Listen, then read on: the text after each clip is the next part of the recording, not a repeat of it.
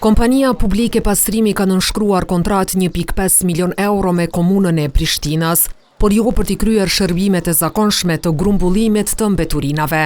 Sipas kontratës, ndërmarrja do të bëjë vetëm shërbime sipërfaqësore, duke u thirrur në raste të veçanta me kërkesë të komunës. Megjithatë, firmosja e kësaj marrëveshje nuk i bindi punëtorët të ndërpresin grevën. Ata me ngul kërkojnë plotësimin e kërkesave të tyre.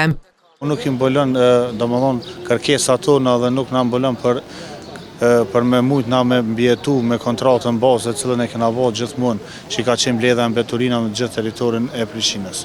Por kërkesat e grevistëve nga komuna e Prishtinës po vlerësohen si politike dhe zor të realizueshme.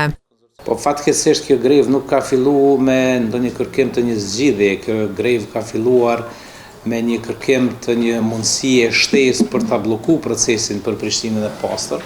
Këtu kemi veprime puro politike. Derisa greva e punëtorëve të pastrimit ka hyrë në ditën e 6, kryeqyteti po pastrohet nga 2 kompani private me 25 kamion.